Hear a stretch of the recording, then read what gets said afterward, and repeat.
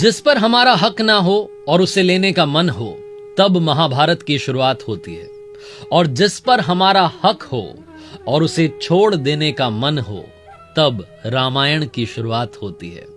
नमस्ते दोस्तों, मेरा नाम है आरजे कार्तिक। रामायण हमारा पवित्र ग्रंथ, जिससे हमें काफी सारी ज्ञान की बातें सीखने को मिलती हैं। लेकिन रामायण से हम जिंदगी जीने की कला भी सीख सकते हैं, लाइफ मैनेजमेंट भी सीख सकते हैं। इसी लाइफ मैनेजमेंट को सिखाता हुआ आज का ये वीडियो आपके नाम। सीखोगे नहीं तो जीतोगे कैसे। आज बात करेंगे रामायण के 5 प्रमुख पात्रों की, जिनसे आप और हम काफी कुछ सीख सकते हैं, जिससे हमारी जिंदगी की जितनी मुसीबतें हैं सब की सब आसान हो जाएंगी। आइए बात करते हैं 5 learnings from Ramayan. Learning number 1, सबसे पहले हम सीखेंगे राजा दशरथ से। राजा दशरथ की दाढ़ी में जब सफेद बाल आया, तभी उन्होंने डिसाइड कर लिया कि उन्हें अपने बड़े बेटे प्रभु श्री राम को अयोध्या का उत्तराधिकारी घोषित करना है। वो समय आ चुका है। सही समय पर सही फैसला उन्होंने ले लिया था।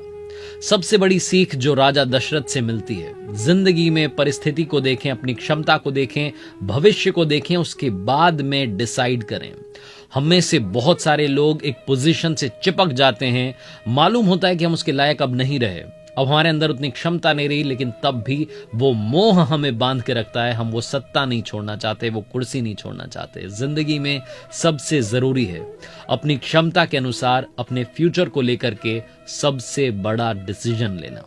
लर्निंग नंबर 2, रामायण के सबसे मुख्य किरदार, सबसे मुख्य पात्र प्रभु श्री राम से क्या सीखें। जब वो राजा बनने जा रहे थे, उसी वक्त उन्हें मालूम चला कि उन्हें 14 वर्षों के लिए वनवास में जाना होगा।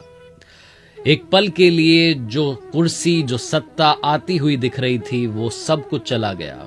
सामने था पिता का बड़ा फैसला, जिसमें उन्होंने कहा था कि आपको 14 सालों के लिए वनवास जाना है। वो सत्ता का सुख, वो राज दरबार का मोह, सब कुछ त्याग कर प्रभु श्री राम वनवास के लिए निकल गए। ये रामायण की सबसे प्रमुख घटना है, जिसकी वजह से ये पूरी रामायण जो है आपके और हमारे सामने है।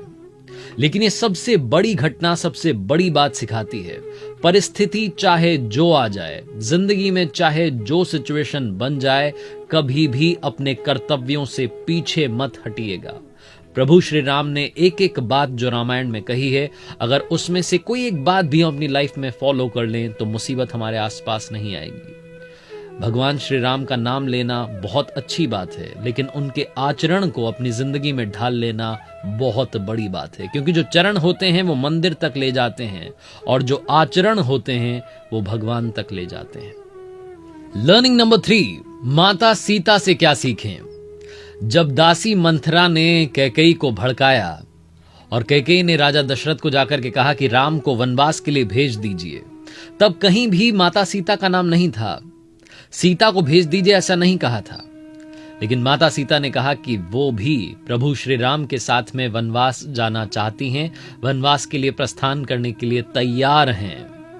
उन्हें बहुत समझाया। परिवार के हर सदस्य ने बार बार कहा कि आप मत जाइए, यहां तक कि प्रभु श्री राम ने कहा कि आप मत जाइए, आप यहीं रहिए, माता पिता की सेवा कीजिए। लेकिन माता सीता ने कहा कि मेरा पहला कर्तव्य आपके प्रति है, पति के प्रति है, मैं आपके साथ में वनवास जरूर जाऊंगी। माता सीता से क्या सीखें। जिंदगी में जब परिस्थितियां विपरीत हो जाएं, तो सबसे पहले तो मान लीजिए कि यही नियति का निर्णय है। और दूसरी सबसे बड़ी बात, अपनी निष्ठा में कहीं कमी मत आने दीजिए। जहां वो रानी बनने जा रही थी, अचानक से वनवास सामने आ गया, घबराई नहीं, अपने प्यार को और बढ़ाया, अपनी निष्ठा को और बढ़ाया, और आज हम सभी उन्हें माता सीता के रूप में पूजते हैं। जीवन में हमेशा याद रखना, आपके डेडिकेशन में, निष्ठा में, समर्पण में कभी भी कमी नहीं आनी चाहिए। अगर सिचुएशन बदल भी जाए, तब भी अपनों के लिए वही अपनापन बरकरार रखिएगा। लर्निंग नंबर 4, अब बात करेंगे रामायण के उस किरदार की जिनसे प्रभु श्री राम को बहुत लगाव था, बहुत प्यार करते थे, अपने छोटे भाई भरत से, जिनके बारे में मिसाल दी जाती है, भरत मिलाप के किस्से सुनाए जाते हैं। भरत जी, जो कि प्रभु श्री राम के सबसे प्यारे भाई थे, जब प्रभु श्री राम को वनवास दिया गया उस वक्त अपने ननिहाल में थे। जैसे उन्हें मालूम चला कि प्रभु श्री राम राजपाट छोड़कर के जंगल में निकल गए हैं, दौड़ते चले आए और प्रार्थना की कि वापस चलिए, वो राज संभालिए, वो राज्य आपका है, उस पर आपका अधिकार है। प्रभु श्री राम ने मना कर दिया कि पिताजी का निर्णय था, मानना होगा, 14 साल का वनवास मिला है, उससे जीना होगा, आप जाइए और जाकर के संभालिए। लेकिन तब भरत जी ने वो काम नहीं किया। उन्होंने एक काम किया, प्रभु श्री राम की चरण पादुकाएं लेकर के आए, उसे सिंहासन पर रखा और कहा कि ये सिंहासन तब तक भी प्रभु श्री राम का ही रहेगा जब तक कि वो वापस नहीं आ जाते। प्रभु श्री राम से कहा कि आपकी चरण पादुकाएं अब अयोध्या में राज करेंगी। भरत जी के बारे में कहा जाता है कि जब तक वनवास से प्रभु श्री राम वापस नहीं आए थे तब तक वो नगर से दूर रहे, जंगल में कुटिया बना करके बिल्कुल उसी तरीके का वनवास जिया जो कि उनके भैया राम जी रहे थे। सबसे बड़ी चीज, सबसे बड़ी बात जो सिखाते हैं भरत जी वो ये है कि जिस चीज पर आपका नैतिक अधिकार नहीं है, जिस पर आपका अधिकार नहीं है, उस पर अपना अधिकार मत जमाइए, और जिस पर किसी और का अधिकार है उसे पूरी रिस्पेक्ट दीजिए। काम वही कीजिए, अधिकार उसी पर जमाइए जिसके आप योग्य हों। यही सिखाते हैं रामायण के भरत जी। लर्निंग नंबर 5, अब बात करेंगे उनकी जिनके बिना रामायण अधूरी है। भगवान श्री राम माता सीता के साथ जिन्होंने 14 वर्ष का वनवास बिताया, जिनके जाने की जरूरत ही नहीं थी, लेकिन भैया के साथ चले गए। भैया ने हमेशा भरत जी को अपना प्यारा भाई कहा, उन्हीं को सारा लाड दिया, लेकिन इन्होंने कभी बुरा नहीं माना। प्रभु श्री राम के सबसे बड़े शिष्य लक्ष्मण जी, जो सिखाते हैं, हम सभी को सिखाते हैं कि जिंदगी में कभी भी प्रशंसा की चाह में काम मत करना। ये मत सोच करके काम करना कि मेरी तारीफ होगी, क्योंकि प्रभु श्री राम ने तो सारा प्यार, सारा स्नेह भरत जी को दिया था, लेकिन समर्पण की भावना के साथ 14 वर्षों तक जंगलों में भटकते रहे लक्ष्मण जी, जो हमें सिखाते हैं कि नाराज ना होना, ये सोचकर कि काम मेरा और नाम किसी और का हो रहा है, क्योंकि घी और रुई सदियों से जलते आ रहे हैं और लोग कहते हैं कि दिया जल रहा है। लक्ष्मण जी की बात चली है तो जाते जाते एक आखिरी लर्निंग, जो कि इन 5 लर्निंग से अलग है, रामायण के विलेन की, यानी कि रावण की, जो महापंडित था। लक्ष्मण जी को एक बात जाते जाते इस दुनिया को छोड़ते वक्त रावण ने कही थी।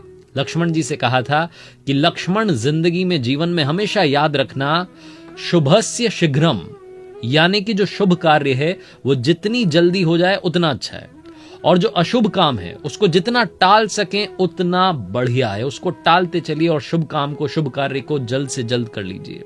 रावण ने कहा था कि मुझे प्रभु श्री राम को पहचानने में देरी हो गई, वो शुभ काम में देरी हो गई, उनकी शरण में जाने में देरी हो गई, इसीलिए अब बिना उनकी शरण में जाए ये दुनिया छोड़ करके जा रहा हूं। बड़ा अच्छा होता अगर मैं उन्हें पहचान लेता और उनकी शरण में चला जाता, मेरी भी नैया पार लग जाती।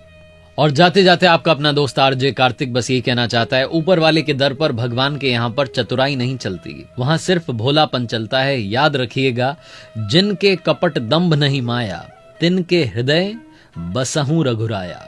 हर सोमवार सुबह 9:30 बजे देखते रहिए मेरे साथ एक नई कहानी, और जिंदगी में याद रखिए, कर दिखाओ कुछ ऐसा कि दुनिया करना चाहे आपके जैसा। एक बार फिर से आपको और आपके परिवार को दिवाली की ढेरों शुभकामनाएं।